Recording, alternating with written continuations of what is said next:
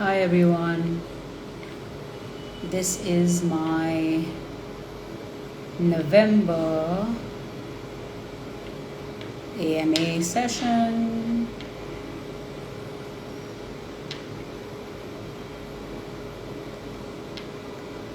November AMA right here. Alright, how's everyone doing? Good to see a bunch of you. Clinton, hi Nikki, Sanjana, hi Deepa, Patabi, hello, Naeem, Abhiram. Alright, we're going to do our November Ask Me Anything, which is basically me coming on live and answering any questions that you guys might have about the study abroad process, higher education, and careers in general. Hi, Charming Desert Rose, good to see you back. Okay, I have a bunch of questions that have come in from all across, and without much ado, I'm going to jump into these and answer these questions. Let's start with Rashida Begum, Hyderabad, who sends in a question for undergrad saying, hi Rashida, I don't know if you're here. I wish to study medicine at an Ivy League institute. How should I go ahead with my planning? Alright, so for any of you who want to study medicine, I'm also going to broaden up the scope of this question, Rashida, and also talk about law, because these are two very specialized programs. And if you specifically want to go, Rashida, to an Ivy League institute, it means that you basically want to go to the United States, because the Ivy League schools are based on the East Coast of the United States. To study medicine, you need to first do what they call a pre-med degree in the US. So you're going to have to either study biology or something related to genetics or general sciences, etc. Finish off your undergraduate degree, and then you can apply to medical school. And medical school is another 4 to 5 years. So first you need your bachelor's. So 12 plus 4, because America is a 12 plus 4 system, not a 12 plus 3 system. Additionally, you do another 4 to 5 years of medical school, which will then give you an MBBS equivalent. And then you will have to do your fellowship, and then a specialization and a super specialization. So honestly, my friends who've done this, they only started generating their real first income as late as their early 30s. But is this something that people do purely for money? Not really. Medical degrees, lawyers, etc. Especially medical, I feel like you have to be so passionate about it that for you it doesn't really matter when you start earning income. You're doing it largely for the passion and the commitment of you have towards that field. Yeah. So Rashida, hopefully that answered your question. I have a question in the chat. Hi Patabi, Ramu. Minimum work experience required for MBA in US? This is a really good question. But Abhi, there's two types of programs that these schools have started broadly. MBAs that are for conventional MBAs. In the US, you'll see typical average work experience is 4.5 years after you graduate. So depending on, let's say you graduate in March, they'll count your work experience from the time you graduate. Yeah, from full-time work experience is how they talk about work experience. Like even if you're enrolled in college and finishing up, one semester, you have only 2 classes left, they will not consider that as work experience. They want full-time postgraduate work experience at 4.5 years being the average. Now they also have these other programs called either the deferred MBA programs, or they call them, at Yale they call it the Yale Silver Scholars Program. These are programs wherein you apply in your final year when you're still studying in college. You apply, and in some cases, once you get in, you defer the program for 2 years, and you only start your MBA after 2 years. In some cases, they'll have you come in, do 1 year, then go back, work for 2 years, and then come back to finish up your program.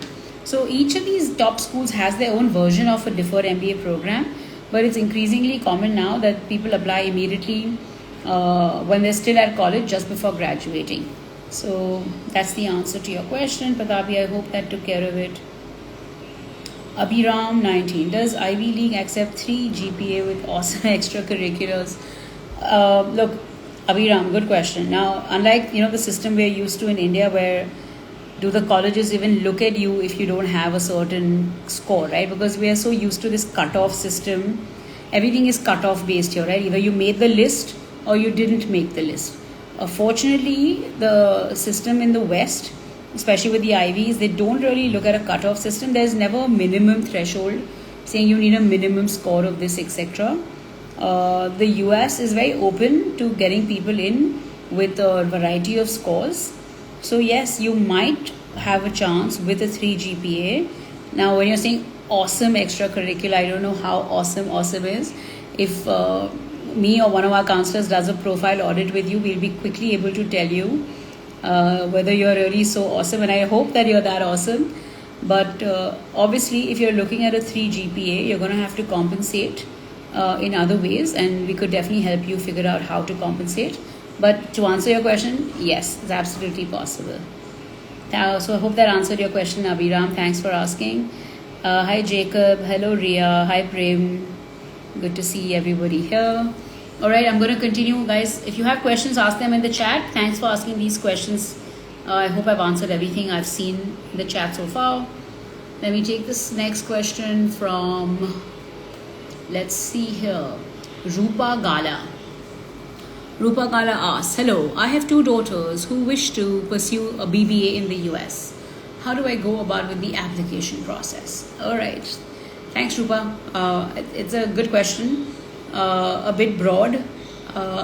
First thing I would suggest is get in touch with one of our counselors, and we'll be able to help you figure out, depending on what stage you're at, right? So if you're still 7th, 8th, 9th, 10th, we would figure out first profile building, help you figure out subjects at school, subjects to keep, subjects to drop, summer school, other activities, etc. So that's a good starting point. And if you're a little bit older, and if you're actually applying this year, then honestly, we're thick in the middle of application season, guys. It's raining essays over here at Reach Ivy. So Rupa, depends on where you're at, but essentially what you need is figuring out the right profile for your child, figuring out which colleges to shortlist, and then of course the entire application process of writing the essays, and also along the way doing supplementary tests, standardized tests, like lots of things, Rupa. Honestly, I don't know where in this value chain you are at this point, but if you get in touch, we'd be more than happy to help out. Hope that helped, Ria. Okay. Hello, 7th Aurora. Hi. Hi, TTVK. Hello. Alright, let me take the next question. Okay, Gauranj Arora from Rohtak. I wish to pursue law abroad, and I would like to know which country would be better, US, UK or US. Worth my money and time.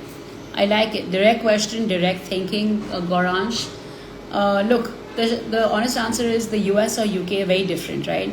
Now, if you want to come back to India, practice law in India, because the Indian system is similar to the Commonwealth system, which is basically because the British set up the laws, the legal courts here in India, right? Pre and post independence. So if you end up going to the UK, very easy to come back to India. A lot of the similar thought processes, similar legality, similar frameworks, etc.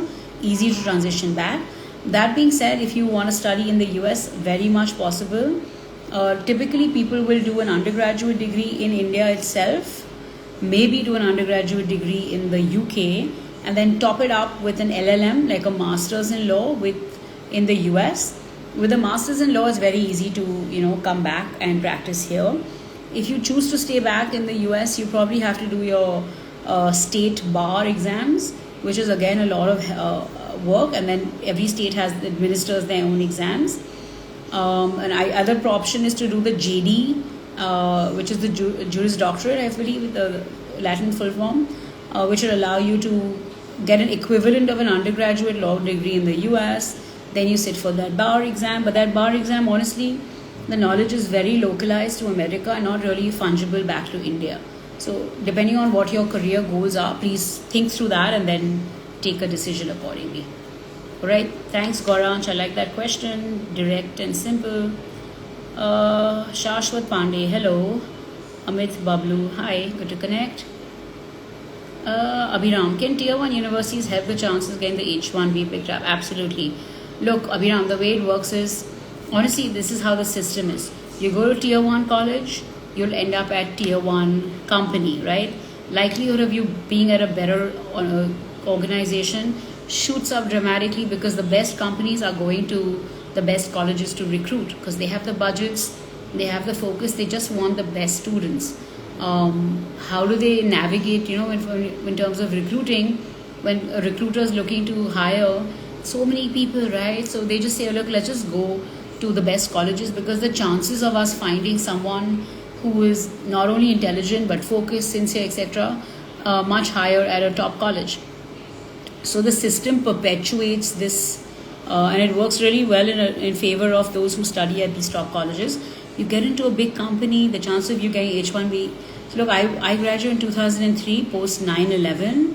It was such a bad environment, right? Because people were just like not giving jobs. I started out at BlackRock and they gave me my H1B visa literally within 4 months, 3 months, I want to say, of starting my job there. So the bigger the company, the more resources they have better legal teams, and they just really don't want to lose an employee after going through a very rigorous training process. So yes, Abhiram, go for a good school and the tier 1 college will help you get tier 1 company and then you're part of the system. It's really as simple as that. I hope that helped. Hello, Zebanella. Nice to meet you. Zeba Neha. Thanks. Nice to meet you. Let me take the next question. If you have questions, guys, put them in the chat. Otherwise, I am taking the questions we've received in advance. Khushi P from Pune. Will not having good extracurriculars tank my chances of getting into an Ivy League? Look, Khushi, honestly, the answer is, you want to look at undergraduate, right? Absolutely. Look, I was doing interviews for Carnegie Mellon, and I remember the admissions training person telling us that every year they rejected people who had perfect SAT scores, not because they were not smart enough, but because they weren't well-rounded enough. So the colleges really want people who are holistically developed. So we always tell people who want to go to the US especially, in addition to just focusing on your academics, absolutely you must focus on your overall profile as well.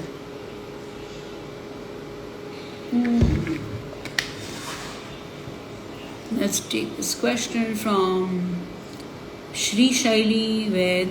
Can I get into Harvard Business School or Wharton Business School with the low academic grades? Okay, we can't answer this question just shortly before. Look, as I said, it's not a cutoff based system. You don't have to have a certain, if you don't have a 3.1 GPA, don't even qualify. There is no such qualifying GPA to apply to colleges. If you look on their websites, you'll see a shocking range. They do take people with as low as 2.5 GPAs also. How many is the question? There are very few, but at least you have a window of hope and possibility. You could get a low GPA, but then compensate that GPA with other material on your profile. We definitely help people do this, and we have seen results. So most definitely don't shy away from applying to a certain college only because your undergraduate GPA is not strong enough. Give it a shot, but obviously work with an expert to figure out how to make the rest of your profile shine. And ultimately, it is those essays that are really going to make or break your application. Essay writing, guys, I tell you, people don't understand the importance and value, because you could have a great profile, but unless you position your profile well, unless you communicate your story really strongly to the schools, they're not going to get it. Yeah? All right, let's take, what is this question? Shreya Sonavane from Dhule. Which country is best for undergrad admission? Singapore, UK, US, Ireland, Finland, South Korea. Wow, okay. Thanks, Shreya, for that question. And thanks for making me go on a little short world tour while I'm sitting here in the office. Okay, now this is a very personal question, Shreya, and this is like asking, which color is more pretty, what cuisine is better. There's no such answer. There's no right or wrong answer to which country. It's a very personal choice. That decision rests entirely in your hands. And honestly, it's a matter of what you consider important, right? Are you someone who is focused on the culture and tradition of the place you study, the geopolitical environment, the financial space. Is it how expensive is this country? What are the kind of colleges they're in? What are the kind of job prospects after? How far is this place from your home country? Do you know somebody there? Do you not know somebody there? What are the immigration policies? What are the visa policies? I mean, there's a whole range of things you should think about. Picking a country is not literally like, okay, let's throw a dart at this map. You really should think about all the factors that I've talked about and then take a decision. Yeah, I hope this helps. Okay, hello Pooja. Dosans Rodrigo. Hello Manarai. Okay. Hello Q3006. Abhishek Bhaskar, how are you doing? Okay, one more question by Abhiram. Okay, let's do it. Most common SOP question of every university. Good question, Abhiram. Look, changes honestly by degree. SOP question you asked me. SOP is largely asked for masters. Masters questions. I'll tell you the typical standard question they ask. Why do you want to come to this university? Why do you want to study what you want to study? What are your career goals after this university? And how do you think our university is going to help you get where you want? And what have you done in your past professional and academic experiences that make you realize that you're a good fit for the program you choose to study? All these 5 questions are wrapped into one larger SOP question and thrown out every year. And I just edited somebody's essay, Abhiram, so I have just answered these questions with somebody. So thank you for asking, and I hope this helped. Thank you, cute. Mickey Abhuyan, hello. Dhairya without Dhairi. Nice. Nice to meet you, Shavankar. Good to connect also. Guys, please feel free to ask anything you want to ask in the chat, else I'm going to continue with the sessions I have here. I'll be on for maybe another 2 to 5 minutes and then we'll have to disconnect. Divya Yadav from Lucknow. Which option would be better for an undergraduate student, early decision or regular decision? This is a good question. Most of our early decision deadlines for undergraduate have now passed us. November 1st was the deadline, as you guys know. We still have a NYU ED2 deadline coming up. So that's going to be coming up soon. But generally, guys, honestly, even if you have an option to apply early, my general broad statement is 100% take the early option for sure. At the same time, if you're not ready, if you feel like my profile could have more changes, if you feel your essays and application overall is not strong enough, then of course don't rush and apply in a rush. But your best case scenario, and we do this with all our students, we plan ahead and well in advance so that by the time the early decision deadlines come around, we are ready. We're waiting. Forget the colleges waiting with their deadlines. We are ready and we are waiting for those dates to submit our applications. And anyone who's worked with us will vouch for this. We're very particular about early decision. So I love early decision and early action both. If you see an option to do this, absolutely go for it. Patabi, thank you. You're most welcome. Thanks, Clinton. Thanks, Deepa. Anytime, Abhiram. Nice to connect with you. I'll take one last question from my sheet of questions up here. Let's see. Where should we go? All right, let's take this question. Tanu Rajawat from Jaipur. Do I need to appear for entrance exams if I want to apply for scholarships to study abroad? Oh, okay. Hi, Tanu. Look, the honest answer is you don't have to apply for any separate entrance exams. The same entrance exams that you would take to get into a university will qualify. So you don't really need to do anything above and beyond that. What you really need to do to get a good scholarship is to really have a stellar profile through your extracurricular, academics, leadership, etc. And if you work with somebody from our team, we could really help you shine and showcase those attributes in your application. So no extra entrance exams. Okay, let's take this question. Honestly, this is going to be my last question, but I see a question from Vibhavari, and since you are my partial namesake Vibhavari, I am going to answer your question. I am doing my undergraduate right now in engineering, but I want to do an MBA after this. with 2 years max of work X?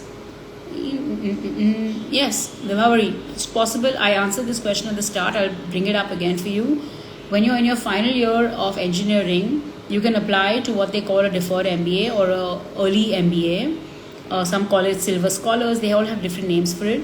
You have the option to apply in your final year, get your admit, then go work for 2 years in a company, and then go to your MBA after 2 years. So you already have secured your MBA admission, so you're free. Imagine that freedom, right? But to get into this early MBA program is super competitive. You got to put in a really good application. So Vibhavari, if you're ready and focused on doing this, please connect with us, help@reachiv.com, and we'll definitely help you get navigate this early MBA program. Is it the best option for you? I'm not so sure. Honestly, it'll depend on your profile, Vibhavari, because I went to business school with 5 years of experience, and there is a value of spending 5 years out in the big bad world, working in different sectors, so that when you go to business school, you know exactly what you want out of it. Otherwise, you go a little confused, and you get even more confused at school. But if you have a pretty good idea of what you want to do, then it's a good idea to get business school out of the way early also. So let's talk, Vibhavari, and see where you land on this. Yes, thanks Aviram for answering. Hi Madhuvanti. Okay, Madhuvanti, yes, there are schools that have waived off the GMAT. But honestly, like now a lot of students are just taking the GMAT, so to just be a competitive profile, I would suggest take the GMAT, because with COVID being done and over with, most students are very focused taking the GMAT and using those scores to shine in their application. So even if the schools are giving you the option to not do it, I would suggest, if you can, please take the GMAT. Okay guys, I am going to sign out now. Thank you for your time. Thank you for the questions. I will see you back in December for the last AMA of 2022. Until then, stay safe, stay foolish, stay hungry. Cheers guys, and DM us if you have any questions. We're always here for you. Thank you.